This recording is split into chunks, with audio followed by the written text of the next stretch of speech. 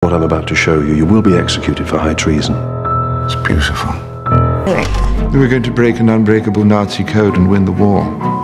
Creating here! Our patience has expired. No!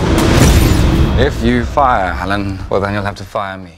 Selamat datang di channel kami. Dalam video kali ini kita akan membahas sebuah film yang tidak hanya menghibur, tetapi juga memberikan gambaran mendalam tentang sejarah, perjuangan, dan kompleksitas seorang jenius yang mengubah dunia. The Imitation Game adalah sebuah film biografi yang dirilis pada tahun 2014.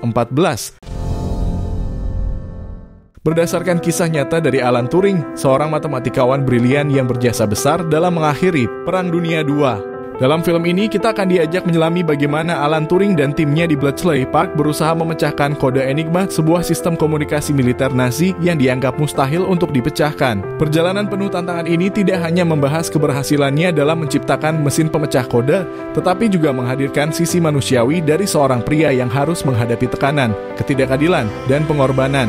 Namun The Imitation Game bukan sekadar cerita tentang kecerdasan atau teknologi. Film ini juga menyentuh isu-isu mendalam tentang identitas, diskriminasi, dan bagaimana sistem yang tidak adil dapat menghancurkan individu-individu yang membawa perubahan besar bagi dunia.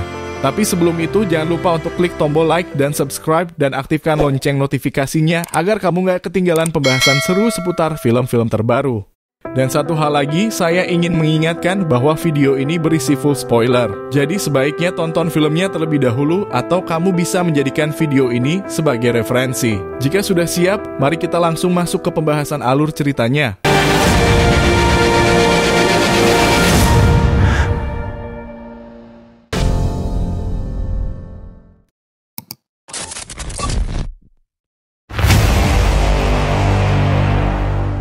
Pada awal film diperlihatkan situasi pada tahun 1939 ketika Perang Dunia II pecah. Adolf Hitler bersama pasukan Nazi berambisi membawa Jerman untuk menguasai benua Eropa. Negara-negara lain seperti Inggris mengalami kesulitan dalam menghadapi serangan Nazi.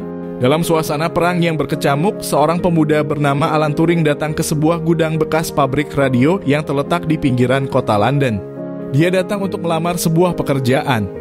Meskipun masih berumur 27 tahun, Alan Turing sudah menjadi seorang profesor matematika di Universitas Cambridge. Pekerjaan yang akan dilamarnya adalah tugas khusus yang diemban oleh sebuah satuan rahasia di bawah pimpinan Komandan Denniston dan seorang wakil dari intelijen Inggris bernama Stuart Mencius. Tugas tersebut adalah memecahkan enkripsi dari sebuah mesin milik Jerman bernama Enigma. Mesin Enigma dirancang untuk menerapkan enkripsi terhadap pesan-pesan militer sehingga setiap pesan yang dikirim berubah menjadi kode yang sangat sulit untuk dipecahkan. Mesin Enigma digunakan oleh pihak Nazi untuk mengirimkan kode rahasia kepada angkatan perang mereka di lapangan. Pesan-pesan tersebut berisi perintah untuk melakukan serangan beserta detail strateginya. Proses pengiriman informasi itu cukup mudah untuk disabotase atau disadap karena menggunakan kode Morse yang secara rutin dikirim setiap jam 12 malam. Namun masalah utama ada pada isi pesan yang telah dienkripsi menggunakan mesin Enigma. Pesan-pesan itu terlindungi oleh sistem enkripsi yang sangat kompleks, sehingga pihak musuh, termasuk Inggris, harus menemukan cara untuk memecahkan kode tersebut agar isi pesan dapat diungkap dan strategi Nazi bisa digagalkan. Selain Alan Turing, sudah ada beberapa orang lain yang dipersiapkan sebagai bagian dari tim khusus yang bertugas memecahkan enkripsi mesin Enigma. Salah satu anggota tim tersebut adalah Hugh Alexander, seorang juara nasional catur Inggris yang awalnya ditunjuk sebagai pemimpin tim. Sebagai seorang master dalam bidang kode dan pemecahan sandi, Alan Turing bersama timnya mendapat bantuan dari pihak intelijen Polandia yang berhasil menyelundupkan salah satu mesin Enigma dari Berlin. Dengan mesin tersebut, pihak Angkatan Laut Inggris kini memiliki salinan untuk diteliti lebih lanjut. Namun masalahnya adalah pihak Jerman mengubah pengaturan mesin Enigma setiap hari. Setiap kombinasi huruf dan angka pada mesin tersebut memberikan sebanyak 159 juta kemungkinan pengaturan berbeda yang bisa diterapkan setiap harinya.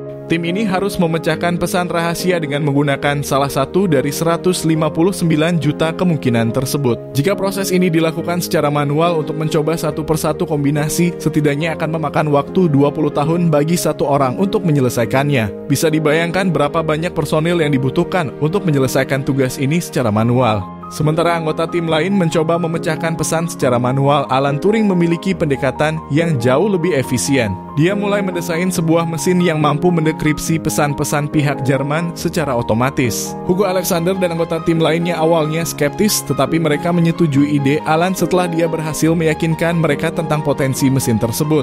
Alan tetap bekerja sendirian untuk merancang mesin yang dia yakini mampu memecahkan kode Enigma secara otomatis. Sementara itu, anggota tim lainnya terus berusaha memecahkan kode mesin Enigma secara manual. Alan tidak terlibat dalam aktivitas tim, tetapi tetap fokus pada desain mesin yang menjadi visi utamanya. Ketika rancangan mesinnya selesai, Alan mengajukan idenya kepada Komandan Denniston sekaligus meminta anggaran sebesar 100.000 pound untuk membangun mesin tersebut. Dalam presentasinya, Alan menjelaskan betapa pentingnya mesin itu untuk misi mereka dengan argumen bahwa sebuah mesin hanya bisa dikalahkan oleh mesin lain. Namun, karena harus menghormati rantai komando dan Hugo Alexander yang dianggap sebagai pemimpin tim, Denniston menolak proposal Alan. Tidak menyerah, Alan menulis sebuah surat yang ia titipkan kepada Stuart Menzies, agen MI6 yang akan pergi ke London. Surat tersebut ditujukan kepada Winston Churchill, Perdana Menteri Inggris, untuk meminta dukungan langsung. Beberapa hari kemudian, balasan dari Churchill tiba. Dalam surat tersebut, Churchill memberikan perintah agar Alan Turing diangkat sebagai pemimpin tim Codebreaker. Komandan Denniston dan Stuart Menzies tidak punya pilihan selain mengikuti perintah dari atasan mereka. Setelah diangkat sebagai pemimpin tim, Alan segera melakukan perubahan besar. Ia memecat 2 anggota tim karena dianggap kurang memiliki kapabilitas untuk pekerjaan tersebut. Langkah ini awalnya mendapat tentangan, tetapi Alan tetap teguh pada keputusannya demi efisiensi kerja tim dan keberhasilan misi. Alan Turing sejak kecil dikenal sebagai seorang anak yang dianggap aneh oleh teman-temannya. Kepribadiannya yang canggung dan suka menyendiri sering membuatnya menjadi sasaran perundungan. Pada suatu waktu, ia bahkan pernah disekap di bawah lantai podium oleh teman-temannya. Pengalaman ini membentuk dirinya menjadi seseorang yang kurang berempati terhadap orang lain, terutama dalam situasi kerja. Setelah memecat 2 anggota timnya karena dianggap tidak cukup kompeten, Alan memutuskan untuk merekrut anggota baru dengan cara yang unik. Dia membuat sebuah teka-teki silang yang dipublikasikan di sebuah surat kabar dengan pesan siapa saja yang mampu menyelesaikan teka-teki tersebut dalam waktu kurang dari 10 menit akan diundang untuk mengikuti seleksi langsung di alamat yang telah ditentukan. Pengumuman ini menarik perhatian banyak orang di Inggris, terutama di tengah situasi genting akibat gencarnya serangan Jerman yang masih belum bisa diantisipasi oleh Inggris. Pada hari yang telah ditentukan, sejumlah kandidat berkumpul di lokasi seleksi untuk menjalani tahap berikutnya. Seleksi ini dipimpin langsung oleh Alan Turing dengan pengawasan dari Stuart Menzies, agen MI6. Di antara para kandidat, hanya 1 orang yang berhasil menyelesaikan tugas dengan cepat. Ia adalah seorang wanita bernama Joan Clark, satu-satunya wanita yang mengikuti seleksi tersebut. Keberhasilan Joan mengejutkan Alan dan anggota tim lainnya, terutama karena lingkungan kerja kriptografi saat itu didominasi oleh pria. Joan kemudian direkrut oleh Alan untuk menjadi bagian dari tim pemecah kode di Bletchley Park. Alan sangat terpukau dengan kemampuan Joan karena waktu yang dibutuhkan Joan untuk menyelesaikan teka-teki silang ternyata lebih cepat dibandingkan dengan waktu yang dibutuhkan Alan sendiri untuk memecahkannya. Selain Joan, ada juga seorang pria bernama Jack Good yang berhasil lolos seleksi. Keduanya kemudian diberikan arahan oleh Stuart Menzies bahwa pekerjaan yang mereka terima adalah menjadi bagian dari tim pemecah kode mesin Enigma milik Jerman. Stuart dengan tegas memperingatkan bahwa pekerjaan ini sangat rahasia dan mereka tidak boleh membicarakan tugas ini dengan siapapun. Jika mereka melanggar, konsekuensinya adalah hukuman berat sebagai pengkhianat negara. Keesokan harinya, Jack Good dibawa ke Bletchley Park, markas tim pemecah kode. Di sana, ia diperkenalkan dengan ruang radio yang menjadi pusat operasi tim. Sementara itu, Alan Turing mulai memperkenalkan rancangan mesinnya yang dirancang untuk mendekripsi pesan Enigma secara otomatis. Namun, Alan terkejut ketika menyadari bahwa Joan tidak ikut bersama mereka ke Bletchley Park. Alan segera menyusul Joan ke rumahnya. Saat bertemu, Alan meminta Joan untuk segera berkemas dan bergabung dengan tim di Bletchley Park. Namun, Joan menolak karena merasa tidak nyaman bekerja di lingkungan yang seluruhnya terdiri dari laki-laki. Dia merasa akan sulit untuk diterima dan bekerja dengan baik di tempat seperti itu. Untuk mengatasi masalah tersebut, Alan memutuskan untuk mengatur agar Joan bekerja di lingkungan yang lebih inklusif. Dia mengatur agar beberapa staf kerja perempuan ditempatkan di tim, sehingga Joan merasa lebih nyaman dan bersedia untuk bergabung. Keputusan ini menunjukkan betapa Alan menghargai kemampuan Joan dan ingin memastikan bahwa ia dapat memberikan kontribusi maksimal untuk misi mereka. Alan memiliki harapan yang sangat tinggi terhadap Joan. Setelah lingkungan kerja di markas Bletchley Park diubah menjadi lebih menyerupai kantor yang nyaman, dengan kehadiran beberapa staf wanita, Joanne akhirnya setuju untuk bergabung dalam tim pemecah kode. Waktu terus berlalu, tetapi tim pemecah kode belum berhasil memecahkan satupun pesan dari mesin Enigma milik Jerman. Setiap malam pukul 12, pesan baru dikirim oleh pihak Jerman, namun tim tetap tidak mampu menemukan pola yang jelas.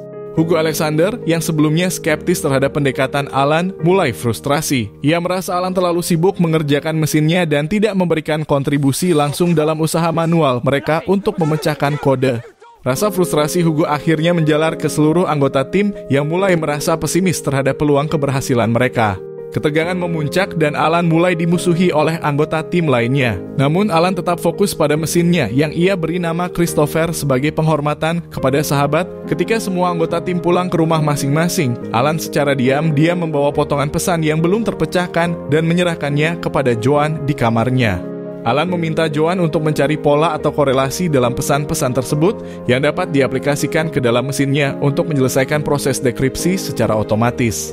Joanne yang sebelumnya pernah mendengar Alan memberikan kuliah umum memahami visi Alan. Dalam kuliah itu, Alan menjelaskan tentang konsep mesin pintar yang ia sebut digital computer. Mesin ini dirancang untuk melakukan komputasi seperti otak manusia, tetapi dengan kemampuan yang jauh lebih cepat dan efisien. Joanne mulai memahami bahwa mesin yang dirancang Alan adalah sesuatu yang revolusioner dan bisa menjadi kunci keberhasilan misi mereka. Keesokan harinya, Alan dikejutkan dengan kondisi meja kerjanya yang telah diobrak-abrik. Komandan Denniston bersama pihak Angkatan Laut mencurigai adanya agen ganda di tim mereka. Kecurigaan ini muncul setelah pesan rahasia yang dikirim ke pihak Rusia berhasil diintercept dan diduga berasal dari gedung tempat tim pemecah kode bekerja. Namun Denniston tidak menemukan bukti apapun di meja Alan atau di ruang kerja lainnya. Tuduhan tersebut sementara mereda, tetapi suasana di tim tetap terasa tegang. Pada siang harinya, Joanne mengajak Alan untuk berbicara di sebuah tempat makan. Dalam percakapan itu, Joanne mengungkapkan bahwa ia masih belum berhasil menemukan pola yang diminta Alan dari pesan-pesan yang ia kirimkan tadi malam. Selain itu, Joanne juga memberikan nasihat penting kepada Alan. Ia mendorong Alan untuk memperbaiki hubungannya dengan anggota tim lainnya. Joanne meyakinkan Alan bahwa meskipun ia adalah orang yang brilian, ia tidak akan pernah mampu mengalahkan mesin Enigma sendirian. Alan membutuhkan dukungan dari timnya agar misi mereka bisa berhasil.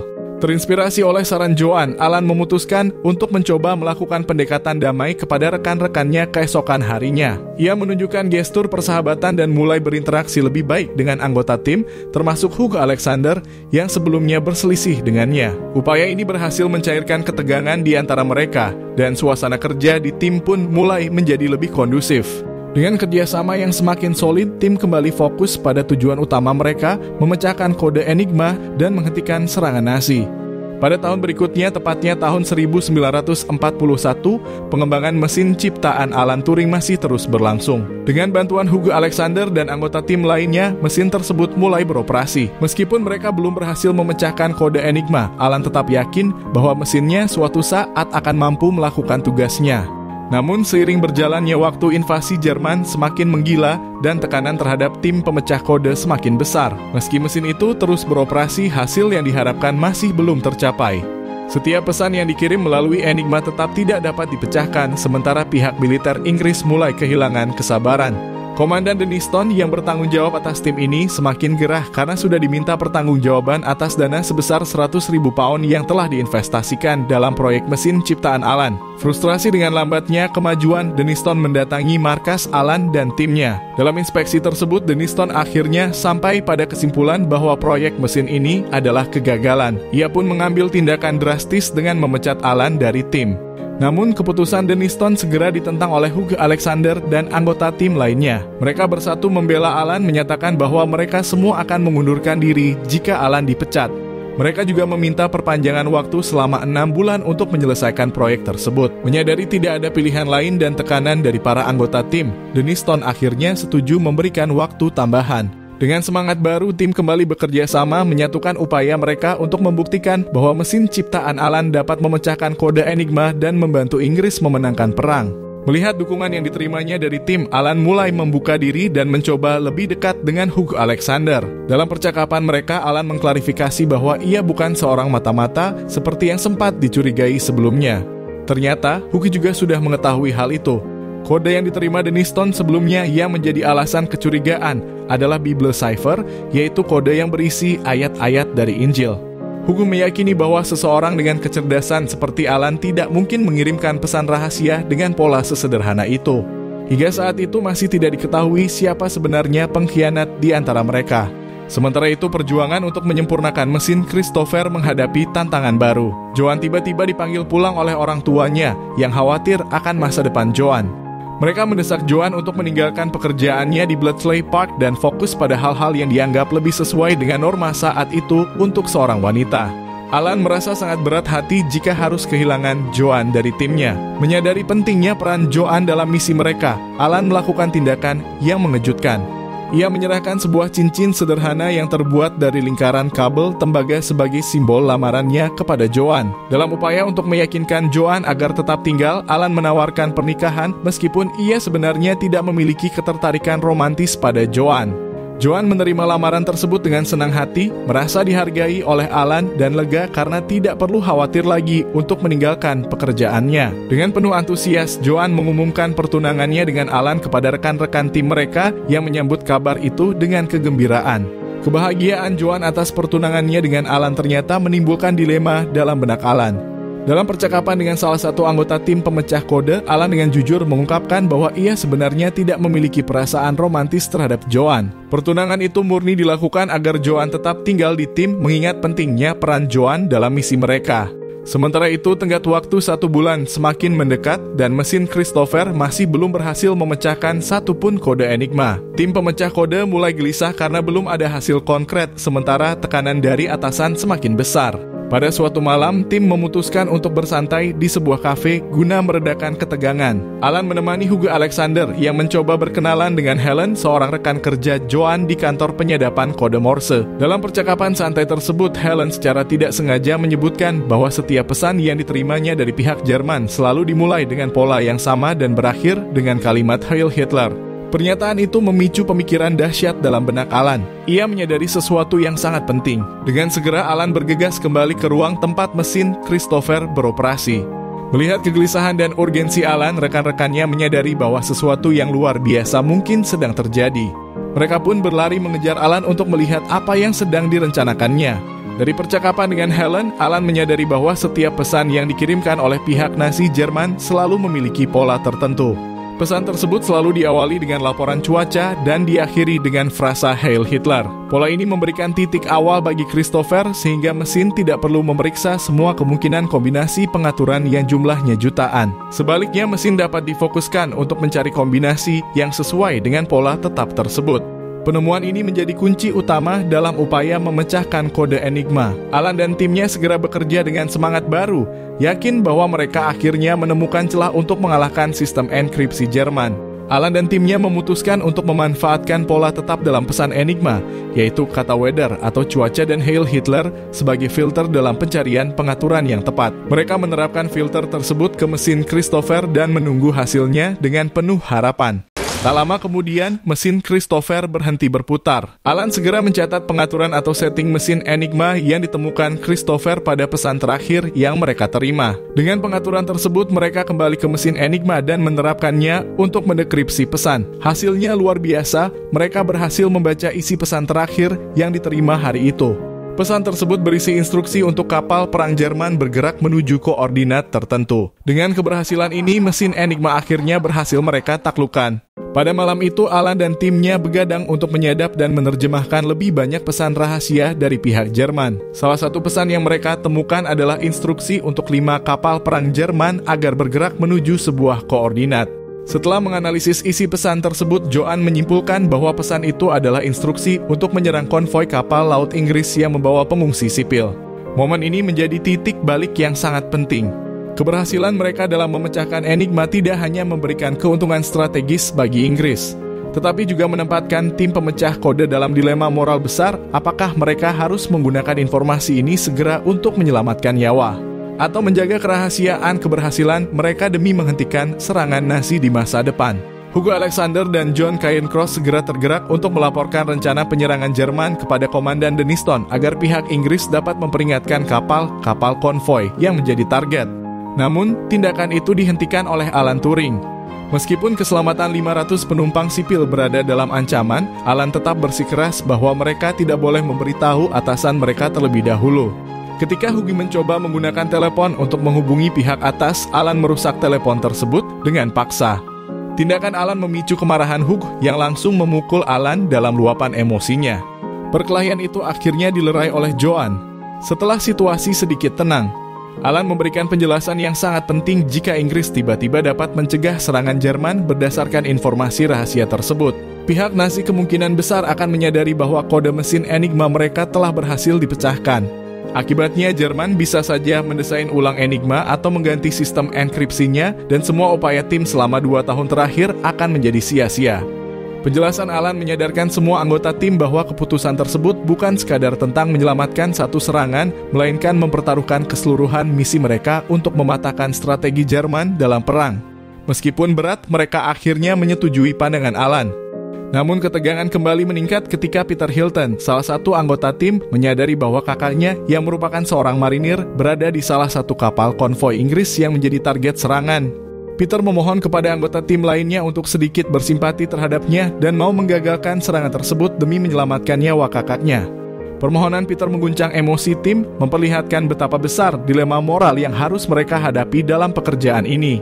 Alan tetap bersikukuh bahwa keberhasilan mereka memecahkan kode Enigma harus dirahasiakan dan tidak digunakan untuk menggagalkan satu serangan saja. Ia menjelaskan kepada tim bahwa tujuan utama mereka bukanlah menghentikan satu serangan tertentu, melainkan memenangkan perang secara keseluruhan. Meskipun ia menyatakan rasa simpatinya terhadap Peter Hilton, Alan menegaskan bahwa menggunakan informasi ini secara sembarangan hanya akan membuat Jerman menyadari bahwa sistem enkripsi mereka telah ditembus. Jika itu terjadi, semua usaha tim selama 2 tahun terakhir akan sia-sia. Keputusan Alan terbukti berat. Serangan itu benar-benar terjadi dan kapal-kapal Inggris dalam konvoi tersebut mengalami kekalahan. Namun Alan tetap yakin bahwa pengorbanan ini adalah langkah strategis untuk misi yang lebih besar, menghentikan perang dan menyelamatkan jutaan nyawa di masa depan. Masalah tuduhan Komandan Denniston terkait adanya agen ganda di tim sebelumnya membuat Alan lebih memilih untuk bekerja sama dengan Stuart Menzies, agen MI6, daripada melibatkan Denniston. Bersama Joan, Alan menemui Menzies dan melaporkan bahwa mereka telah berhasil memecahkan kode Enigma. Namun Alan memberikan syarat kepada pihak intelijen. Keberhasilan ini harus dirahasiakan dan mesin Christopher hanya boleh digunakan pada momen-momen tertentu untuk mencegah kecurigaan dari pihak Jerman. Menzies setuju dengan syarat Alan.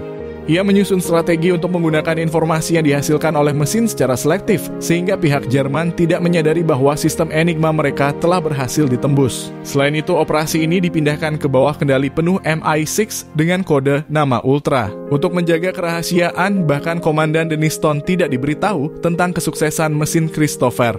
Operasi Ultra kemudian diperluas dengan menambahkan satuan tugas baru yang bekerja secara rutin untuk mengintersepsi dan menganalisis pesan-pesan rahasia yang dikirimkan oleh pihak Jerman setiap harinya. Informasi ini digunakan untuk merancang strategi perang yang lebih efektif tanpa menimbulkan kecurigaan dari pihak musuh. Suatu hari kejadian tak terduga terjadi di ruang kerja tim pemecah kode. Alan tanpa sengaja melihat sebuah kitab Injil yang terletak di meja salah satu anggota timnya. Ketika memperhatikan halaman yang terbuka, ia menyadari bahwa ayat yang ditandai di dalam kitab itu merujuk pada pesan yang telah dikirim oleh seorang mata-mata kepada pihak Uni Soviet. Alan segera menyadari bahwa agen ganda di tim mereka adalah John Cairncross. John yang mengetahui bahwa Alan telah menemukan rahasia John segera meminta Alan untuk tidak membocorkan informasi tersebut. John bahkan mengancam Alan dengan mengatakan bahwa ia juga dapat membocorkan rahasia pribadi Alan, yaitu tentang orientasi seksualnya, yang saat itu ilegal dan sangat tabu di Inggris. Alan mulai merasa tertekan dan khawatir terhadap konsekuensi dari situasi ini. Beberapa hari kemudian, Alan memergoki Stuart Menzies, agen MI6, sedang menggeledah kamar Joan. Stuart menuduh Joan sebagai mata-mata karena menemukan pesan-pesan pihak Jerman di kamarnya. Alan segera membela Joan, menjelaskan bahwa pesan-pesan tersebut dibawanya sendiri ke kamar Joan untuk membantunya menganalisis pola dan mengaplikasikannya ke mesin Christopher. Alan meyakinkan Stuart bahwa Joan bukan agen Soviet. Namun dengan tidak ada pilihan lain, Alan akhirnya memberitahu Stuart siapa mata-mata sebenarnya, John Cairncross. Yang mengejutkan Alan, Stuart tidak tampak terkejut dengan informasi itu. Ketika Alan mempertanyakan hal tersebut, Stuart mengungkapkan bahwa ia sudah mengetahui identitas Cairncross sebagai agen ganda. Lebih jauh lagi, Stewart menjelaskan bahwa Kyan Cross adalah orang yang sengaja ditempatkan di tim pemecah kode oleh MI6. Stewart menjelaskan bahwa meskipun Inggris dan Uni Soviet adalah sekutu dalam Perang Dunia II, hubungan mereka penuh ketegangan. Namun MI6 ingin memastikan bahwa informasi penting mengenai Jerman juga sampai ke Soviet untuk memperkuat posisi mereka melawan Nazi. Dengan kata lain, tindakan Kyan Cross sebagai agen ganda sebenarnya adalah bagian dari strategi besar Inggris untuk mendukung perang melawan Jerman, meskipun itu melibatkan risiko besar. Penjelasan ini membuat Alan terkejut dan kecewa. Ia merasa dikhianati oleh sistem yang seharusnya mendukung misi utama mereka. Meskipun begitu, ia tidak punya pilihan selain melanjutkan pekerjaannya demi menyelamatkan nyawa dan mempercepat akhir perang. Tidak seperti kebijakan Churchill yang dianggap terlalu kaku karena sangat menjunjung tinggi kerahasiaan, Stewart Mencius datang dengan maksud berbeda. Ia meminta Alan untuk membantu Joan dalam memilih informasi mana saja yang cocok untuk dikirimkan ke pihak Soviet. Informasi ini diharapkan dapat memperkuat kerjasama melawan Jerman, meskipun tindakan tersebut sebenarnya melibatkan risiko besar. Posisi Alan semakin sulit. Ia merasa terjebak seolah-olah sedang dijadikan alat oleh intelijen Inggris untuk berhubungan dengan Soviet. Ketegangan ini membuatnya tidak tenang. Akhirnya Alan memutuskan untuk mencari Joan yang ternyata tidak ditahan seperti yang dikatakan Mencius. Alan mulai khawatir bahwa kedekatan Joan dengannya dapat membahayakan Joan, terutama karena situasi yang semakin kompleks. Saat bertemu Joan, Alan akhirnya mengungkapkan kebenaran yang menyakitkan. Ia sebenarnya tidak memiliki perasaan romantis terhadap Joan. Lamaran yang ia lakukan sebelumnya hanya bertujuan agar Joan tetap berada di tim pemecah kode untuk membantu menyelesaikan mesin yang ia rancang, yaitu Christopher. Mendengar hal ini, Joan merasa sangat marah dan kecewa. Ia memutuskan untuk pergi dari hubungan mereka meskipun ia tetap memilih untuk bekerja di tim pemecah kode demi misi yang lebih besar. Pada tahun 1951, sebuah insiden yang tidak terduga mengungkap rahasia pribadi Alan. Polisi mengetahui bahwa Alan adalah seorang homoseksual yang pada saat itu dianggap ilegal di Inggris. Alan diselidiki, diinterogasi, dan akhirnya dijatuhi hukuman oleh otoritas Inggris. Namun, ia tidak berakhir di penjara. Sebagai gantinya, ia diberi opsi untuk menjalani terapi hormonal sebagai bentuk pengobatan yang sebenarnya merupakan penyiksaan secara fisik dan mental. Terapi tersebut berdampak buruk pada kesehatan mental Alan Turing. Meski demikian, hingga akhir hidupnya, Alan tetap dihormati sebagai salah satu tokoh yang paling berjasa dalam memenangkan Perang Dunia II melalui kontribusinya dalam memecahkan kode Enigma dan menciptakan dasar bagi perkembangan komputer modern. 2 tahun telah berlalu sejak tim pemecah kode di Bletchley Park berhasil memecahkan Enigma. Setiap hari mereka menganalisis informasi dari pesan-pesan yang berhasil mereka dekripsi, menentukan momen-momen strategis untuk menggunakan informasi tersebut. Keberhasilan dalam berbagai pertempuran besar seperti di Stalingrad, Ardennes, dan Normandia tidak lepas dari kontribusi intelijen yang mereka berikan. Semua itu berkat kerja keras tim Alan Turing. Pekerjaan mereka akhirnya berakhir pada tahun 1945 ketika Winston Churchill, Perdana Menteri Inggris, mengumumkan kemenangan sekutu atas Jerman sekaligus mengakhiri Perang Dunia II. Sesuai kesepakatan sebelumnya, tim penakluk Enigma dibubarkan dan operasi mereka tetap dirahasiakan. Para anggota tim harus kembali ke kehidupan masing-masing, tidak pernah saling berkomunikasi lagi, dan menghapus keberadaan mereka dalam operasi tersebut dari sejarah. Mereka bahkan diperintahkan untuk melupakan keberadaan Enigma. Semua dokumen terkait operasi ini termasuk mesin Christopher ciptaan Alan Turing harus dihancurkan. Alan menyaksikan dengan berat hati mesin yang telah ia rancang dihancurkan, namun ia tidak pernah bisa menghentikan obsesinya terhadap Christopher. Mesin itu adalah simbol dari kegeniusan dan dedikasinya, sekaligus sebuah pengingat akan pengorbanan yang telah dilakukan timnya untuk membantu memenangkan perang. Beberapa tahun kemudian, setelah kabar tentang hukuman yang dijatuhkan kepada Alan muncul di surat kabar, Joan memutuskan untuk mengunjungi Alan. Pada saat itu, Joan telah memiliki kehidupan baru dan pekerjaan baru, tetapi ia masih peduli dengan Alan. Ia khawatir dengan kondisi Alan, terutama setelah mengetahui bahwa Alan harus menjalani terapi hormonal yang memengaruhi kesehatan fisik dan mentalnya. Joan mencoba menghibur Alan, mengingatkannya bahwa meskipun dunia tidak mengenal kontribusinya, ia adalah salah satu pahlawan terbesar yang pernah ada. Namun Alan yang telah kehilangan mesin Christopher dan dihancurkan oleh sistem hukum yang kejam, merasa semakin terasing. Obsesinya terhadap Christopher, rasa kehilangan, dan isolasi akhirnya menjadi beban yang terlalu berat untuk ia tanggung. Di rumahnya, Joan melihat bahwa Alan Turing telah kembali membangun mesin baru berdasarkan konsep dalam makalahnya yang berjudul The Imitation Game. Makalah tersebut menjelaskan metode di mana sebuah mesin dirancang untuk meniru cara kerja otak manusia, konsep yang menjadi dasar utama dari komputer digital modern. Namun, karya besar ini harus dikerjakan Alan seorang diri, tanpa dukungan dari siapapun. Joan mencoba menghibur Alan dengan mengingatkan betapa besar pencapaiannya. Ia mengatakan bahwa berkat mesin Christopher, Alan telah menyelamatkan jutaan nyawa selama perang. Joan berharap pujiannya dapat menguatkan Alan yang tampak semakin terisolasi dan tertekan. Sayangnya, setelah menjalani terapi hormonal yang dipaksakan oleh pemerintah Inggris selama 1 tahun, pada tahun 1954 di kota Manchester, Alan Turing ditemukan meninggal dunia akibat bunuh diri. Kematian Alan meninggalkan luka mendalam pada dunia ilmiah, mengingat kontribusi besarnya yang mengubah sejarah perang dan dunia teknologi. Baru pada tahun 2013, lebih dari 50 tahun setelah kematiannya, Ratu Inggris secara resmi memberikan pengampunan atas hukuman yang dijatuhkan kepada Alan Turing. Pengampunan ini diberikan sebagai pengakuan atas jasanya dalam membantu memenangkan Perang Dunia II dengan menaklukkan mesin Enigma serta kontribusinya yang mendasar bagi ilmu komputer. Kontribusi Alan Turing selama perang dan gagasan-gagasannya tentang kecerdasan mesin menjadi inspirasi bagi generasi ilmuwan berikutnya. Mesin yang ia rancang menjadi pondasi bagi terciptanya perangkat revolusioner yang kini kita kenal sebagai komputer. Film pun diakhiri dengan penghormatan terhadap Alan Turing, yang dianggap sebagai salah satu pemikir terbesar abad ke-20, seorang pahlawan yang hidupnya dipenuhi kejayaan dan tragedi. Demikianlah alur cerita dari film The Imitation Game, sebuah kisah yang tak hanya mengungkap perjuangan brilian Alan Turing dalam memecahkan Enigma, tetapi juga menggambarkan sisi kelam dari ketidakadilan yang ia hadapi di akhir hidupnya. Film ini mengingatkan kita bahwa penemuan besar seringkali datang dari mereka yang berpikir berbeda, meskipun dunia terkadang tidak siap menerima perbedaan itu. Jika kalian menyukai video ini, jangan lupa untuk tekan tombol like, subscribe ke channel kami, dan aktifkan lonceng notifikasi agar kalian selalu mendapatkan update dari kami. Terima kasih sudah menyaksikan dan sampai jumpa di video berikutnya.